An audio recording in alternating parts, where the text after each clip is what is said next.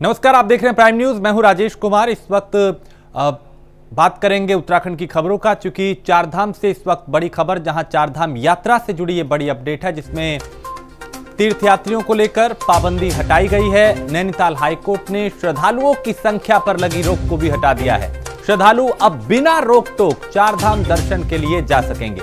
तो उत्तराखंड हाईकोर्ट ने चारधाम यात्रा के लिए श्रद्धालुओं की संख्या बढ़ाए जाने के मामले को लेकर दायर याचिका पर सुनवाई की और कोर्ट ने चारों धाम में प्रतिबंध के साथ यात्रियों की निर्धारित से अधिक हो जाने वाली जो संख्या थी उस रोक को फिलहाल हटा दिया है। तो चारधाम यात्रा में तीर्थयात्रियों को लेकर जो पाबंदियां थी उनको फिलहाल हटा दिया गया है। नैनीताल हाईकोर्ट ने श्रद्धालुओं की संख्या पर लगी रोक को भी हटाया है।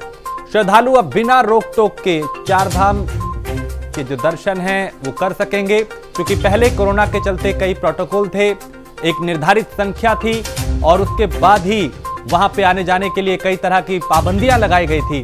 उन तमाम पाबंदियों को हटा दिया गया है।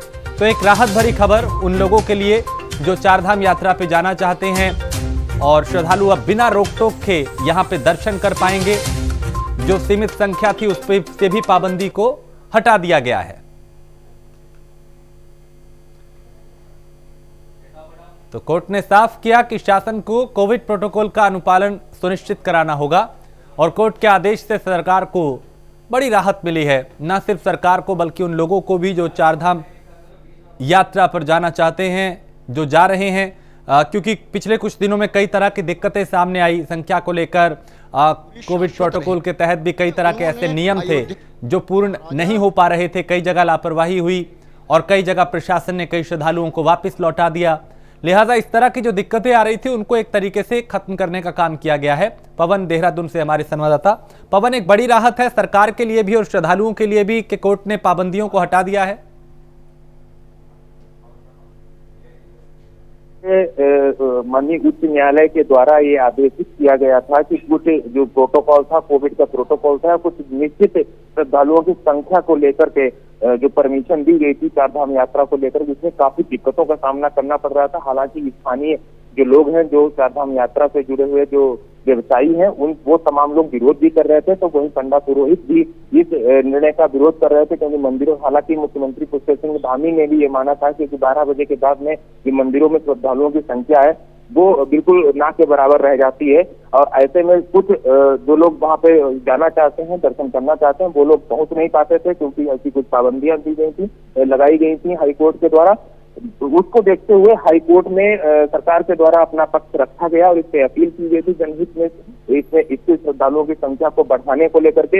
हालांकि ये बड़ी राहत भरी खबर है जो उच्च न्यायालय के द्वारा ये निर्देशित किया गया है आज, क्योंकि सभी की निगाहें भी इसी पर टिकी हुई थी और सभी श्रद्धालु और सभी व्यवसायी इसको लेकर के काफी परेशान थे, क्योंकि जब चारधाम यात्रा की शुरुआत हुई थी तो लोगों के सपने भी फिर से खिलने की उम्मीद थी, क्योंकि वो काफी लंबे समय से चारधाम यात्रा बाधित थी कोरोना प्रोटोकॉल के कारण, कोरोना महामारी के कारण। और अब जब उसकी शुरुआत हुई थी तो उसमें काफी पाबंदियां थी।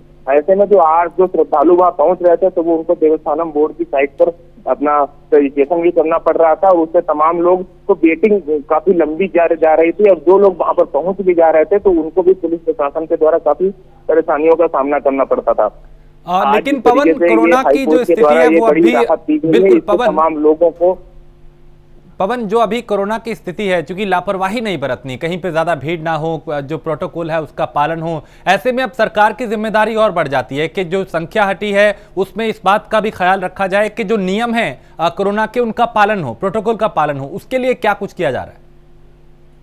बिल्कुल राजेश, आपको बता दें अभी कुछ ही देर में मुख्यमंत्री पुष्कर सिंह धामी इसी संबंध में प्रेस वार्ता करने वाले हैं और किस तरीके से चारधाम यात्रा को सुचारू करने के लिए सरकार प्रयास कर रही है और सरकार आगे क्या कुछ कानून, ऐसे नियम कानून बनाएगी जिसके आधार पर इसको कोरोना महामारी से भी बचा जाए, उसके संक्रमण के फैलाव से भी बचा जाए और चारधाम यात्रा में आने वाले श्रद्धालु भी यहाँ पर निर्विवाद तौर से यहाँ पर पहुंच सके, उनको भी किसी भी प्रकार की कोई परेशानी ना हो। इन तमाम पहलुओं पर विचार करके सरकार आगे का फैसला लेगी और वहाँ पे जो स्थानीय प्रशासन है उसकी क्या जिम्मेदारी होगी, जो कोरोना प्रोटोकॉल है, चाहे वो मास्क हो या फिर डबल डोज जो वैक्सीन का है, वो लेने वाले जो श्रद्धालु हैं उनको वहां पे आने दिया जाएगा। और पीसीआर जांच की जो 72 घंटे पहले की जो रिपोर्ट है उसके आधार पर उनको आने दिया जाएगा।